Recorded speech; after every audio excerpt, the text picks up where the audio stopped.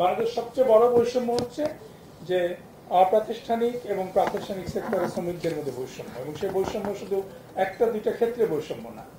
85% শ্রমিক বাংলাদেশের সমস্ত আইনের সুরক্ষার বাইরে, এর চাইতে বৈষম্য আর কিছু হতে পারে না। এবং এই 85% শ্রমিকের বাংলাদেশে কোনো সামাজিক নিরাপত্তা কর্মসূচি নেই। তারা জানে না যে কোনো কারণে যদি তারা কাজ না করতে পারে, বয়সের কারণে, দুর্ঘটনার কারণে, অসুস্থতার কারণে, তারা কোথায় যাবে। এবং 85% শ্রমিকদের কোনো প্রতিনিধিত্বের অধিকার নাই। তারা সংগঠিত হতে পারে না, তারা তাদের সংশ্লিষ্ট কর্তৃপক্ষের কাছে বলতে পারে না আমাদের এই সমস্যা, যার জন্য রাষ্ট্রও জানে না তাদের জন্য কি করবে।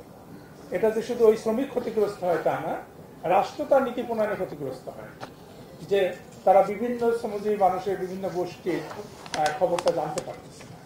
আমরা এই অবস্থার অবসান চাই, খুব সিম্পল। এবং অবসান করতে হলে, এবং অবসান করতে হবে, আমরা চাই বলে না, পুরো দেশকে এগিয়ে নিতে হলে করতে হবে। 85% শ্রমজীবী মানুষ তারা অর্থনৈতিক কর্মকাণ্ড চালু রাখে, তাদেরকে বাদ দিয়ে একটি জাতি চলতে পারে না, একটা দেশ আগাতে পারে না, এবং একটা সামাজিক ন্যায় বিচার প্রতিষ্ঠা হতে পারে না। এটার জন্যই আমরা কয়েকটা সুনির্দিষ্ট সুপারিশ দিয়েছি। আমরা একটা দিয়েছি যে সকল শ্রমিককে যেন আইনের সুরক্ষার মধ্যে আনা হয়, ন্যূনতম আইনের সুরক্ষা। আমরা বলতেছি না যে রাতারাতি সবকিছু মধ্যে পরিবর্তন হবে, কিন্তু তার মজুরির একটা গ্যারান্টি থাকবে, তার সামাজিক নিরাপত্তার গ্যারান্টি থাকবে, তার একটা শ্রমিক হিসেবে স্বীকৃতি থাকবে, তিনি কোনো কারণে বিপর্যস্ত হলে তার অভিযোগ প্রতিকারের একটা ব্যবস্থা থাকবে, তিনি সংগঠিত হতে পারবেন। আর এই জন্য আমরা বলেছি যে অনগোয়িং যে শ্রম আইনের সংশোধনের প্রক্রিয়া চলতেছে, সেখানে এইগুলো যুক্ত করা, আমরা সেখানে সহযোগিতা করতে চাই সেই ত্রিপক্ষীয় কমিটিকে, সরকারকে।